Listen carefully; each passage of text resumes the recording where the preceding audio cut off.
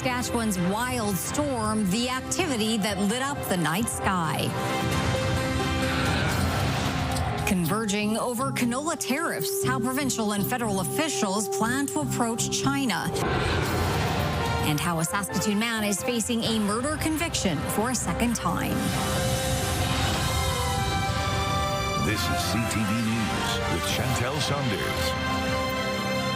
Good evening. We begin tonight with last night's storm that rolled through central Saskatchewan, lighting up the night sky, bringing tennis ball-sized hail, strong winds, and possible tornadoes.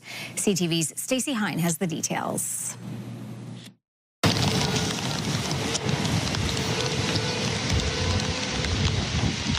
Funnel clouds spotted southeast of Saskatoon near the town of Allen. People taking to social media to share images of the storm. While funnel clouds were seen in the area, Environment Canada is still working to determine if a tornado touched down. Fortunately, in this case, there is no damage that we know of, at least at this moment, from these thunderstorms yesterday. However, it can make it a little bit trickier to confirm, whether that funnel cloud did in fact come in contact with the ground and become a tornado. Several communities, including Saskatoon, experienced significant flooding from Sunday's storm. We apologize, that's the wrong story. We will try to get you last night's storm in just a moment. Next door in Alberta, a severe thunderstorm also caused near zero visibility on roads in the southern part of the province. It also brought loony-sized hail, heavy rain, and damaging wind gusts to the region. The severe weather shut a section of the Trans-Canada Highway near the city of Brooks for hours due to multiple collisions and downed power lines.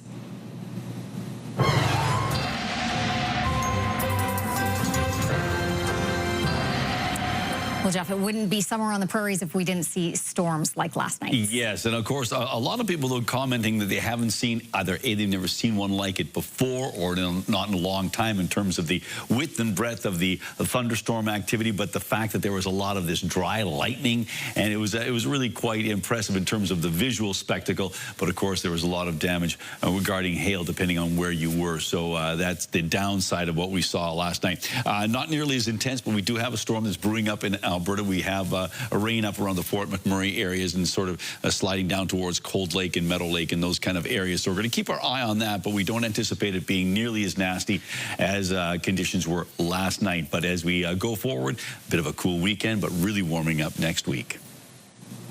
Premier Scott Moe confirmed a trip to China to help in canola tariff negotiations. He met with the federal agriculture minister and industry leaders this afternoon to map out a plan moving forward. Keenan Sorokon reports. Speaking just steps away from labs that were key into the development of canola, Premier Scott Moe and the federal government are warning about the different tone and approach necessary to navigate through Chinese canola tariffs. We have tools at our disposal. We know your value, and we're going to work hand in hand with the government of Saskatchewan to see what we can do to mitigate the situation in the days ahead. A little different approach in how you advance the conversation and advance the relationship. This one, it's our view that needs to advance and advance very rapidly. Moe says he will be traveling to China in the next few weeks with hopes of another trip by the end of the year. The plan thus far is to focus on domestic policy to support Western Canadian farmers, increase market access, and potential changes to regulations. But everyone was tight-lipped until the Prime Minister is able to make those announcements. It isn't going to be Premier Moe and President Xi that stand up and say, we've come to a trade deal here and everything is good moving forward. It is going to be the Prime Minister of Canada, Prime Minister Carney and President Xi. Free and unfettered access to trade is not looking very promising right now. We are in a different geopolitical context. Farmers are looking for any help they can get, and we're pleased with the progress made Thursday. Coming into harvest, it's urgent for farmers. We need action, and we need it now. Moe fears these tariffs could drag on for years instead of months. And while no country can replace the amount of canola China buys, he says there's opportunity in this struggle. Keenan Sorokon, CTV News, Saskatoon. Now to a court case with a twist. A Saskatoon man has been convicted of second-degree murder for a second time. CTV's Laura Woodward on the judge's ruling. Brandon Brick has once again been found guilty in the 2018 shooting death of James Chasen. Surveillance video showed Chasen getting into Brick's car outside a 7-Eleven at 22nd Street West and Avenue P North. A Crown witness testified that Brick shot him when he was inside the vehicle. The Crown says Brick targeted Chasen because he was in a rival gang. Brick was convicted of second-degree murder in 2020 but was granted a new trial by Saskatchewan's Court of Appeal after claiming his lawyers didn't give him an opportunity to testify. But when he did take the stand, claiming this was a drug deal gone wrong, the judge didn't buy it, calling his testimony unbelievable and that the mechanics of the shooting described by Brick defy physics. The judge ruled the Crown had proven beyond a reasonable doubt that Brick had the state of mind for murder. Second-degree murder comes with a life sentence with no chance of parole for at least 10 years. He's scheduled to be sentenced in September. Laura Woodward, CTV News, Saskatoon. Now to last night's storm that rolled through central Saskatchewan, lighting up the night sky. Stacey Hine with the details. A jarring experience for those in the sky. This plane traveling through the storm that swept over Saskatoon and parts of central Saskatchewan. The light show keeping people on the ground wowed. It was quite like a scary, exciting experience. We just kept going outside, kept checking it out, and didn't even look real. It was crazy. Heard a lot of thunder, and there was a lot of lightning, and the wind would pick up. For Jared Roosh, it was more entertaining than his TV screen. Me and my fiance were sitting on the couch watching TV, and then I got a weather alert on my phone, and I was like, oh, we gotta go look outside. It took us like 3 hours to watch that 1-hour episode. Environment Canada says the storm developed west of the Battlefords and tracked along the Yellowhead Highway. It's considered a supercell, the most powerful type of storm. Not uncommon to see these storms in the summertime in Saskatchewan, but the one last evening was particularly intense. The system bringing tennis ball-sized hail to the Langham and Radisson areas. This is Bruce Lee's windshield after being hit with hail west of the Battlefords. That area seeing golf ball-sized hail, while loony-sized hail was reported in communities north of Saskatoon. Environment Canada says it's investigating possible tornadoes both in the Martinsville and Middle Lake areas. The Battlefords seeing the strongest wind gusts Wednesday at 129 kilometers per hour. So really impressive to get that kind of wind recorded. So again, just kind of speaks to how intense this supercell was. Anyone with information on this storm is encouraged to contact Environment Canada. Stacey Hine, CTV News, Saskatoon. Owners of a downtown apartment complex in Prince Albert are asking the city to forgive interest and penalties on the property tax in hopes of revitalizing the area. Jasmine Pelche has the story. The owners of a boarded-up apartment building on 13th Street West in Prince Albert are asking City Council for help reopening.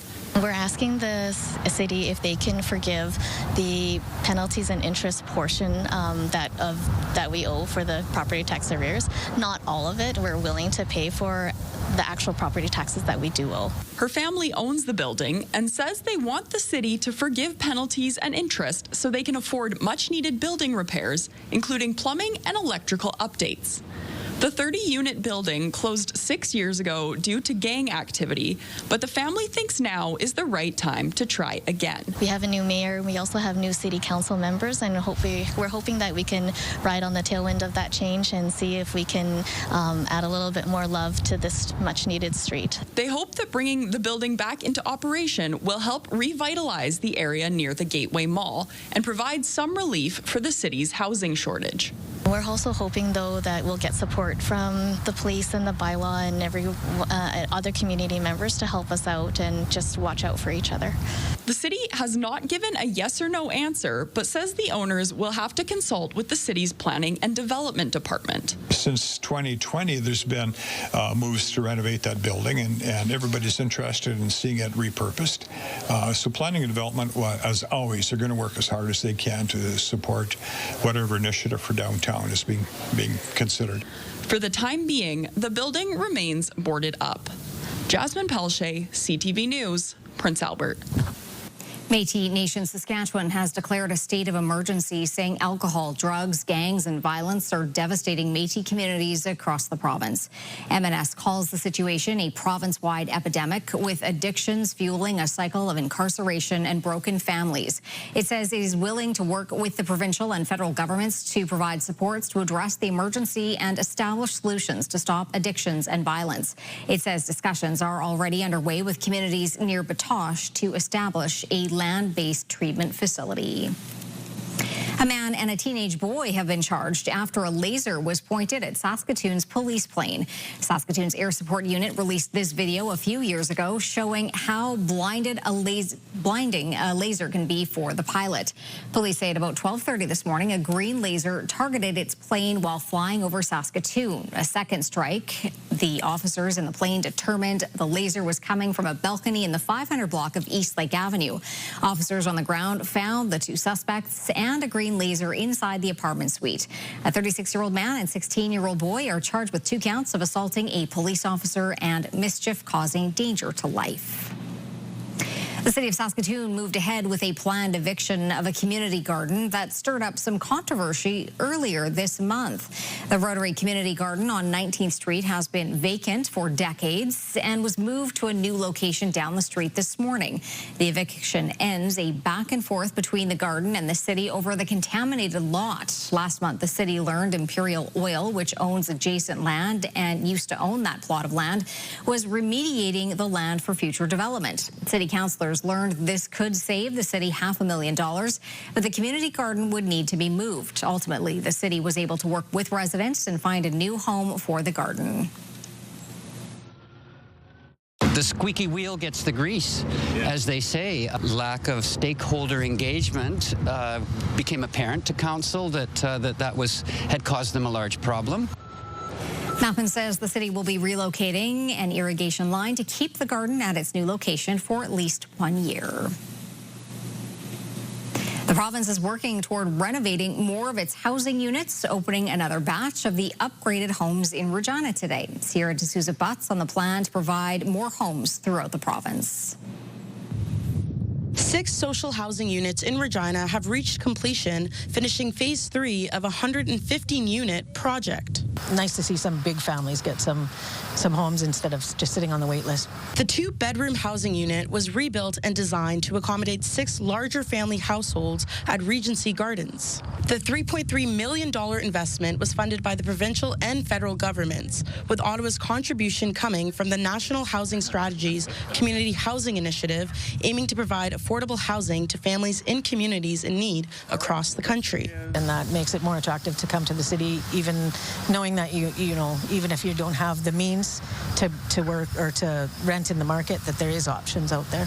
It's part of the Canada-Saskatchewan bilateral agreement, which will invest $585 million over 10 years into multi-year repair and renovation projects. A couple of the major projects that we have underway around in the 3 cities right now, Saskatoon, Regina, and Prince Albert, are the Bryant Place project in Prince Albert. We have Westview Place project in Saskatoon, and Prairie Place here in Regina. And Prairie Place project here in Regina is seniors. According to the Ministry of Social Services, they operate over 17,000 social housing units across the province and is investing $9.2 million in new funding for 285 units. What we're attempting to do, especially in Regina, is realign what the needs are with what we have for inventory, and renovate and renew existing housing stock to reflect those needs. As of March, the federal government has committed $65 billion to create and repair nearly 500,000 housing units across Canada. Sierra D'Souza Butts, CTV News, Regina. A tasty breakfast was on the menu for a good cause on 20th Street today. Pancakes were the order of the morning for the 7th annual charity pancake breakfast at the White Buffalo Youth Lodge. The event is put on by the Saskatchewan Indian Gaming Authority to support youth programs at the lodge, which encourage youth and development leadership skills. Several community leaders, including the mayor, members of city council, police, and fire departments, were on hand. SIGA says to date, more than $40,000 has been raised. Still to come, Canadian and U.S. officials meet to talk about tariffs and war. Also, did Air Canada regulations fail Canadians caught up in the Air Canada dispute?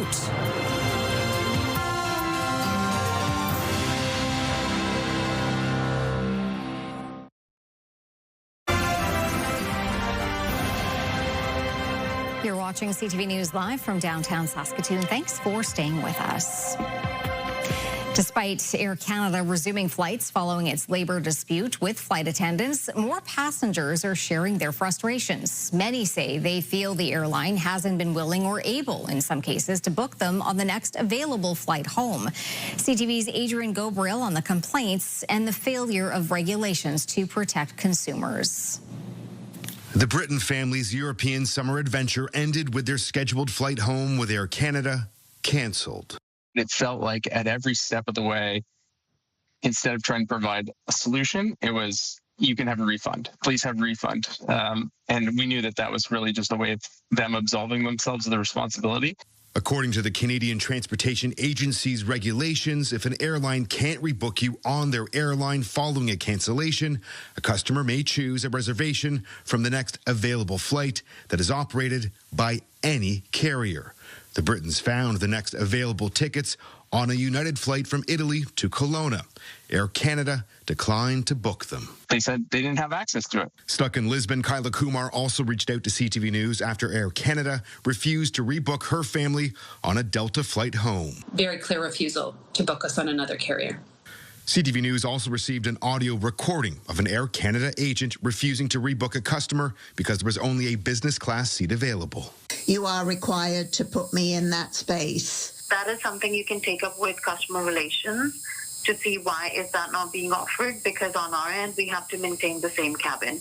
If only business class seats are available on next available flight, they have to rebook you. Passenger advocates say Air Canada is knowingly breaking federal regulations for financial gain.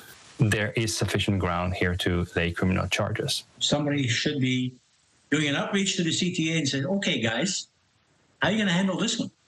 CTV News did ask the Canadian Transportation Agency what they're doing to hold Air Canada responsible for breaking federal passenger protection regulations.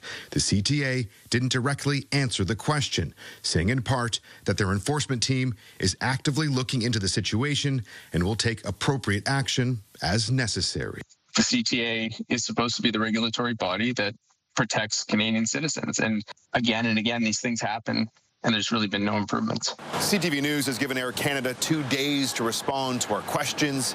They've yet to return our email. Adrian Gobriel, CTV News, Mississauga, Ontario. Calgary police are sounding the alarm after a scheme aimed at trying to catch a predator led to the alleged abduction of a 12-year-old boy. There are numerous youth, ages 12, 13, so quite young, that have been involved in a catch the predator scheme. Police say a group of at least 7 youths allegedly arranged a meeting with someone they met on Snapchat. One youth got into the suspect's vehicle as a second youth recorded the interaction. The suspect then drove away. The youth eventually escaped from the vehicle when it stopped at a red light. A 37-year-old Calgary man is now facing charges. Now to the ongoing trade war with the U.S. Canada's Foreign Affairs Minister and her U.S. counterpart met in person for the first time today. The two discussed the wars in Ukraine, Gaza, and countering China. And then the Prime Minister and President spoke by phone. CTV's Judy Trin is in the U.S. Capitol with the latest. This is the first in-person meeting between Secretary of State Marco Rubio and Foreign Affairs Minister Anita Anand. The State Department says the two discussed Haiti, Hamas, peace negotiations between Russia and Ukraine, and countering China. The U.S. trade war wasn't in the readout, but analysts say it likely loomed over the talks. In Donald Trump's world, everything is linked to everything else.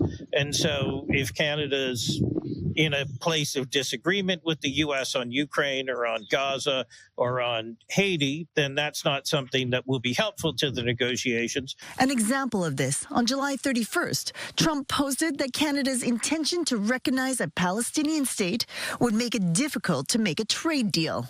A day later, Trump imposed 35% tariffs on Canadian goods not covered under the North American Trade Agreement. Earlier this week, Anand traveled to Finland to meet with Nordic foreign ministers to discuss how to support Ukraine's push for security guarantees. Before the meeting, CTV News asked Anand if U.S. trade tensions put pressure on Canada to align with American interests. The work that we're doing together is to ensure that the dialogue between our two countries along multiple issues remains open and strong. And thus far, we have had this very strong relationship. Anand didn't answer questions about the state of trade negotiations, but today, some movement as the Prime Minister spoke to the President. The readout describes their conversations as productive and wide-ranging. They discussed trade challenges and long-term peace and security for Ukraine. The Prime Minister's office says the two leaders agreed to reconvene their conversations.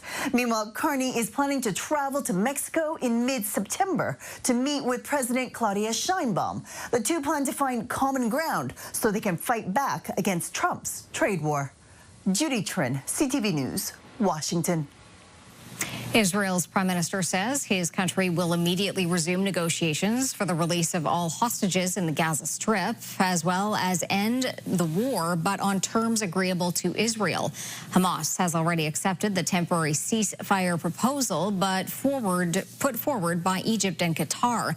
At the same time, the Israelis are proceeding with plans to seize all of Gaza City in what they say is an effort to defeat Hamas. It comes as thousands of Palestinians have left their homes as Israeli tanks have edged closer to the city over the last 10 days. Yesterday, the military called up 60,000 reservists in a sign the government was pressing ahead with the plan despite international condemnation.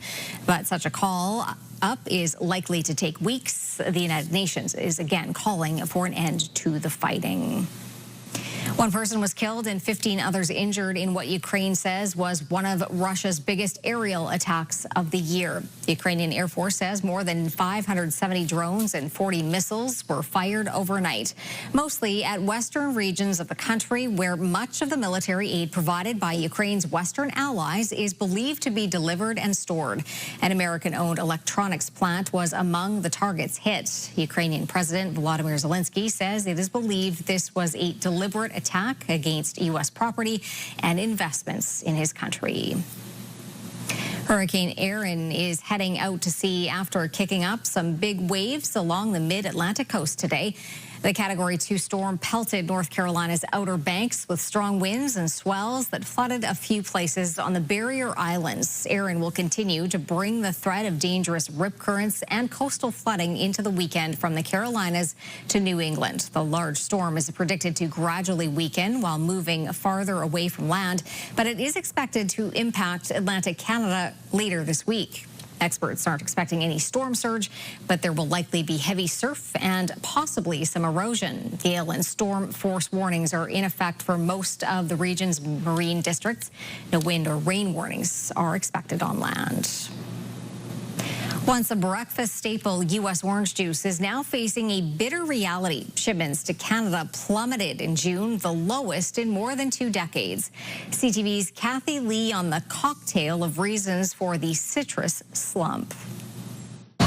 At this Centera grocery store in Calgary, U.S. orange juice bottles cling to a tiny slice of shelf space. Demand for the drink drying up over time. Canadians no longer seem as sweet on the OJ as they once were. I drink less orange juice. We're finding it a little bit on the pricey side. It's a little bit too acidic for me, so for health reasons, we've cut down on that. The changing consumer habits, one of the reasons U.S. orange juice imports into Canada hit a record low in June in more than 20 years, according to new U.S. data. Per capita consumption in North America has more than halved in the last 20 years. Supply issues in states like Florida because of disease and extreme weather, and retaliatory tariffs on U.S. citruses and orange juice also contributing factors. We're clearly feeling the impact of the steel and aluminum tariffs. These retaliatory tariffs were intended to do the same thing to the U.S. At the Bridgeland grocery store, the owner says some shoppers are branching out, thirsty for something new. Mango juice or pineapple juice, stuff that is more of a different price point. While desire for the U.S. imported option dwindles, at Centerra, it's the opposite for the tangy juice, freshly squeezed right from the fruit. We are seeing an increase on a per customer basis. Jose Lomelli says thanks to oranges imported from other countries, Egypt, Morocco, Zimbabwe, these bottles of citrus sunshine still affordable. This is the best orange juice. With fresh becoming more popular and a plethora of other juices available. Orange mango juice that's organic. I can get guava juice. It's uncertain if U.S. OJ can squeeze its way back into shopping carts in the future or will peel out of the picture. Kathy Lee, CTV News, Calgary.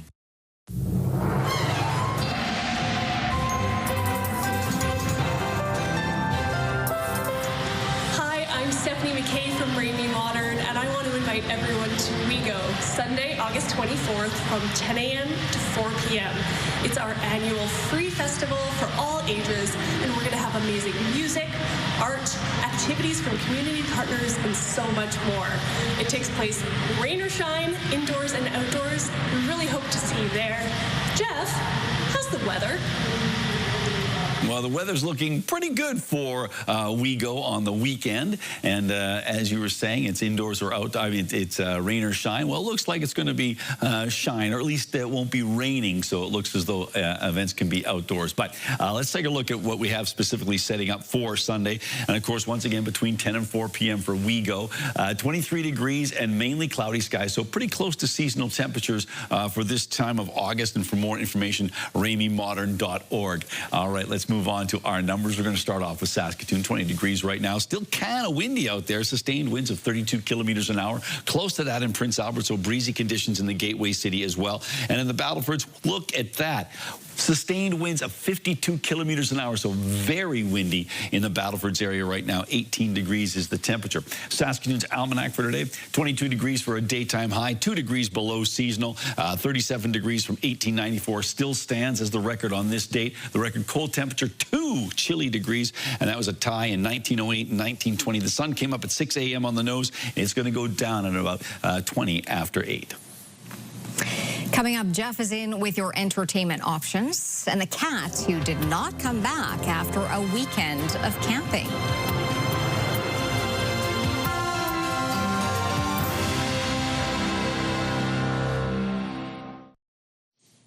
All right, we'll take a look through the live lens of Skycam and a big blue sky, but as we mentioned, it's quite windy out there, but you can't see the wind. We've got ourselves it was an okay day temperature-wise, but the good news is, as we head particularly into next week, things are really warming up, but more on that later. Let's take a look and see what the here and now is showing us. As I mentioned, we have this low-pressure center that is cycling around the Alberta-Saskatchewan border. It's going to continue to move into Manitoba, and with it, yes, some rain showers obviously impacting areas, particularly around Fort McMurray, but other parts of northern Alberta and Saskatchewan. We'll talk about the future cast in a moment.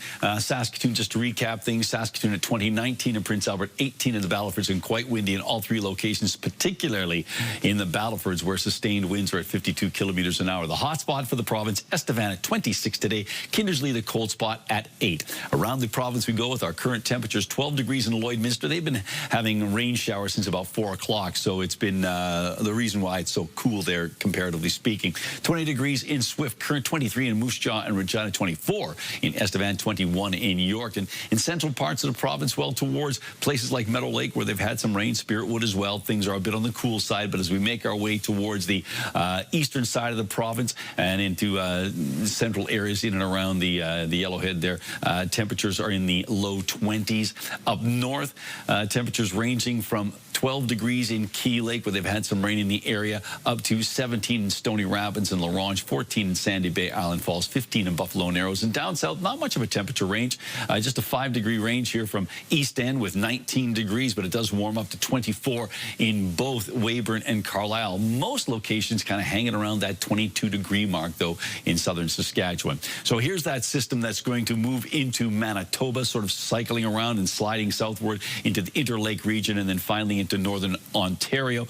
But as you can see on the backhand side of it, it's still fairly windy until the middle of the afternoon tomorrow. So rainfall warnings in effect for areas up around Cree Lake, Reindeer, South End, Deschambault, Cumberland House, and Pelican Narrows. By Friday morning, some of those areas could see up to 60 millimeters of rain. Temperatures hanging around 18 degrees for northern Saskatchewan with cloudy or mainly cloudy skies. Mainly cloudy conditions in the west central part of the province with temperatures in the high teens, low 20s.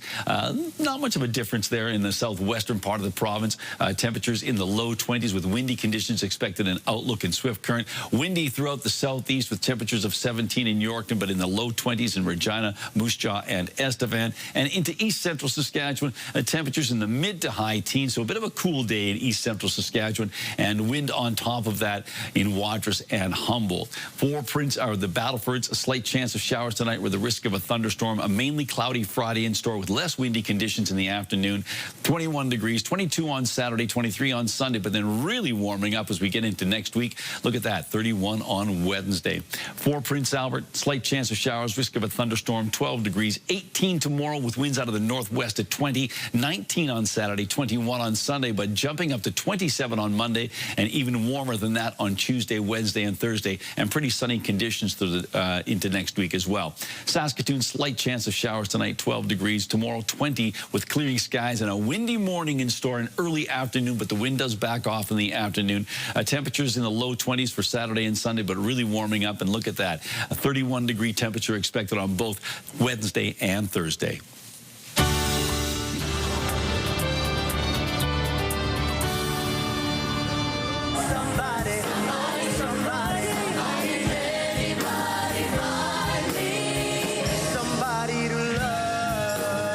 Music for the Gut is back for another year. This annual concert in support of Crohn's and Colitis Canada is set for tomorrow at 7:30 at TCU Place.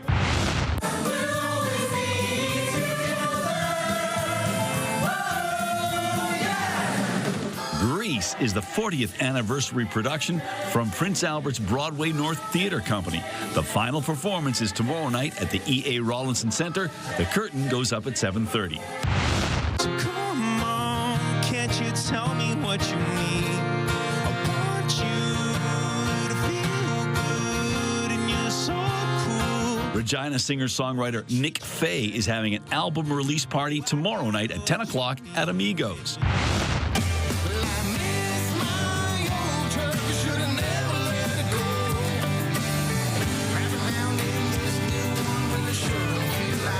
Daryl Anderson returns to Bud's on Broadway for a two-night stand. That's Friday and Saturday, starting at 10 o'clock both nights. This is Detective William Murdoch. William sees crime as an intricate puzzle. The Saskatoon Symphony Orchestra presents Murdoch Mysteries in Concert. Act 1 is a behind-the-scenes look and listen about crafting music for TV and film. And Act 2 is a screening of a Murdoch episode with the SSO providing the live soundtrack. That's Wednesday, 7:30 at TCU Place.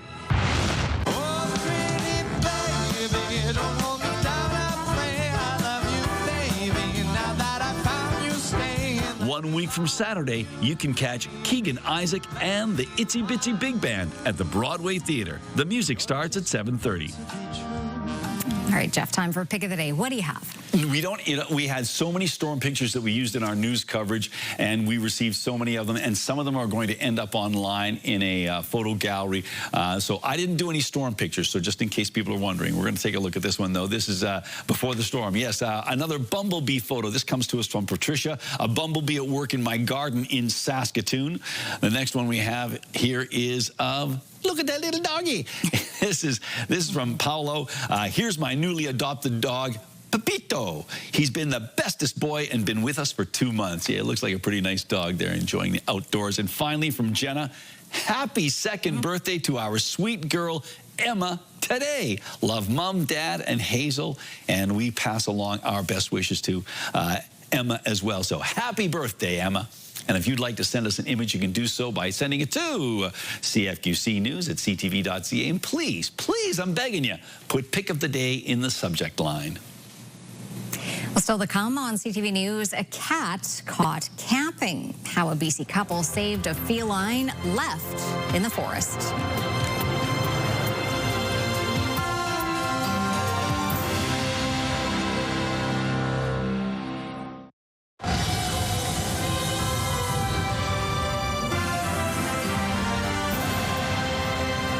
A couple's camping trip to a remote Vancouver Island beach turned into a rescue mission to save a house cat. Someone's purring pet was lost in the middle of nowhere.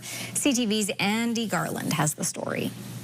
Sil Lee and Matt Reamer were expecting to see wildlife when they went backpacking, but never in their wildest dreams did they think they would come across a house cat in the middle of nowhere. A lady came by and she said, "Oh, just to let you know, there's a cat living in the bushes right behind your tent." Last week, the couple traveled to the North Island and then drove 90 minutes down a logging road to camp at St. Joseph's Bay. We just didn't expect that our first camping would be like that. Never thought we would end up with a cat. Having two cats of their own, they began helping other campers on the beach to try and capture the elusive feline by luring it with hot dogs. Every time you called the cat, like, it would kind of meow and then it would be very shy and skittish and run away. The next day, after several failed attempts and only scratch marks to show for it, their perseverance paid off and the tuxedo kitty was finally in their arms. So I just put him into our tent, and then that's when we were like, now what? They decided to cut their trip short and packed up all their supplies with the cat stowed away in a backpack. And the cat was actually like calm, like oddly calm after being so skittish. Matt and Sil took their unexpected travel companion to the North Island Veterinarian Hospital and called the number from a missing poster that was posted at the bay. I think she was a little bit shocked. I think she had already kind of put the cat in the back of her mind. The cat, whose name is Pipsqueak, went missing more than 2 weeks ago when it got spooked by a dog while camping. Some cats do swim, hike, or even rock climbing, and I know those are possible, but I just know that it's not for every cat. The couple ended up returning Pipsqueak to its owner in Nanaimo while heading back home. Whether we got scratches, whether we had to cut our trip short, I mean, it was worth it. Andy Garland, CTV News. When we come back, why harvest is being hindered in Saskatchewan. And later, the unlikely suspect caught with an icy treat.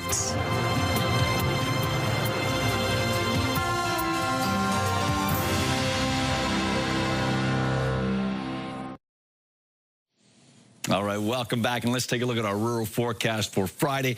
And yeah, temperatures, yes, below seasonal, but it doesn't look like we've got much in the way of intense rainfall or situations like that, but it is going to be quite windy in some locations, at least in the morning into the early afternoon. So we'll let you know that things are going to back off in the afternoon or latter part of the afternoon into the evening. Temperatures in the low 20s towards places like Meadow Lake, Lloydminster, Kindersley, and then as we make our way towards Hudson Bay, things really kind of drop off. Temperature of just 16 tomorrow for a daytime high. Down south, no breakout temperatures here, but windy conditions will prevail in many parts of south central and southeastern Saskatchewan. Kind of a cool day in Canola, 16 degrees there, 17 in Broadview, Carlisle, 18. East End, 19 and 22 in Maple Creek and 23 in Leader. And going up north to La Loche, well, we've got ourselves partly cloudy skies, 18 degrees, and not particularly windy. Light winds out of the northwest at 10 kilometers an hour. And La Loche is where internet plans of up to 1 gig are available from Saskatchewan. The U of S Huskies football team took to the field for the first time this year. Huskies receiver and 2025 CFL draft pick Daniel Weeb hauled in this 27-yard touchdown pass to give the Huskies a 14-0 lead. Saskatchewan built up an 18-2 lead over the Thunderbirds before the game was called because of the weather.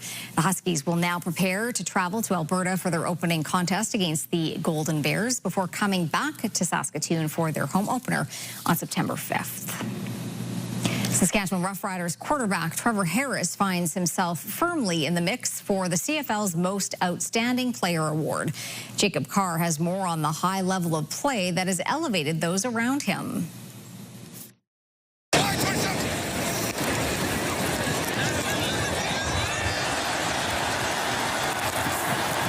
Harris has been racking up the yardage every which way this season, leading the green and white to a league-best 8-1 record. And at high level of play has the signal caller in discussions for the CFL's most outstanding player. Sportsbook Review currently has Harris with the third highest odds to take home the league honor, behind only Hamilton's Bo Levi Mitchell and Calgary's Vernon Adams Jr. He's a complete quarterback. He does everything right, man. Doesn't make mistakes, doesn't really turn the ball over. He's an elite quarterback, and there's a reason why he's been in this league for so long. And it's crazy. We just had a conversation, and he's just saying how proud of me he is and how he can tell I'm just completely feeling the game better the way I'm seeing coverage and stuff like that. Robustelli told CTV News that Harris's pinpoint accuracy on his throws makes the receivers' jobs easier, and Harris says the ball placement is a form of communicating with his pass catchers. And, I tell our receivers, communication by location of the football a lot of times, which shoulder I throw it to is telling them where to run with after the catch. And so everything's about communication. And so if we're communicating at a high level, understanding what we're trying to do, then it's always going to make everything easier. Robustelli says Harris approaches every practice as if it's Game 7 of a playoff series and expects the entire team to be dialed in at all times. And that has rubbed off on the second-year receiver. Last year, I didn't really watch as much film, but seeing them and how long the quarterbacks, they all stay here till 5, 6, they're watching film all the time. So it just proves to show that, if you want to be an elite player, you got to watch film and put in that extra step. So been doing that this year, and it's been working out so far. Now he's going to look for an end zone shot. Got it. Touchdown, Saskatchewan. Robustelli's got his first. Jacob Carr, CTV News, Regina. Baseball teams from across the country are in Saskatchewan this week. Regina is playing host to Baseball Canada's Men's National Championship.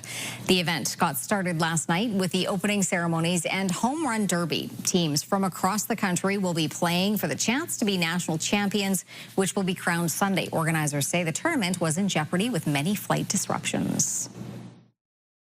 The last 4 days were extremely challenging for 3 of the teams out east.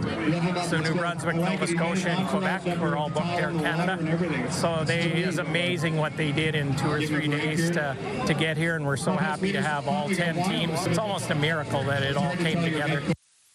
Games got underway today with Team Saskatchewan beating Quebec 4-3. Manitoba thumped Ontario 12-2. The host Regina Trappers will play Nova Scotia tonight at 7 o'clock. Harvest is a bit behind schedule following rain and thunderstorms this past week. According to the Ministry of Agriculture, humid mornings have also made for short harvest delays as farmers look forward to higher temperatures this week. Provincial harvest progress is at 3%, behind the 5- and 10-year averages. By region, southwestern Saskatchewan is furthest along at 8%. Crop damages this week were caused by Bertha armyworms in certain areas, and grasshoppers are starting to have more of a presence in the province. Coming up, the sweet treat that became a hot commodity. Then the world's most senior resident celebrates another trip around the sun.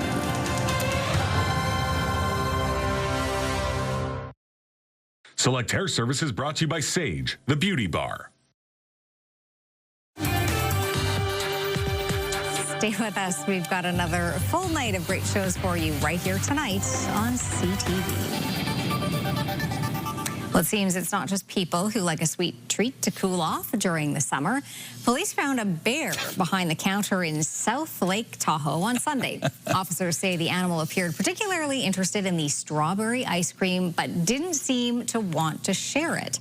The bear didn't cause much damage and eventually left. It's not the first time, though, that ice cream stealing by a bear has been happening in the city. In May, a bear ran off with 3 gallons of chocolate chip cookie dough from a different parlor. Right on. Well, you know which kind he doesn't like. No? Tiger. Oh, there you go. Very clever. All right. Let's not go that far. It's something. It's All right, something. Here's something. This is quite the achievement. The oldest living person in the world celebrating another birthday today. Ethel Carterham turns 116. She is enjoying a quiet day celebrating with her family from her care home in Surrey, England. Caterham was born August 21st, 1909 in South England, 5 years before the start of the First World War. The title of oldest person ever was held by a French woman who lived to be 122 years old. So wow. Happy birthday, Ethel. No kidding. Looks like she's doing great. Maybe Ethel? Ethel? I thought that was like a special English pronunciation. Lord, Lady Ethel of Buckingham. There you go. It's been a day around here, you know? Yes, it has. Let's take a look at some numbers. Yes, it's been a day. 14 degrees, 16 degrees by noon, and then 19 by mid-afternoon. But it is going to be windy, particularly starting around 9 o'clock, and then it doesn't back off until about 3. Ethel probably isn't watching anyway. Oh, she might be. Thanks for watching.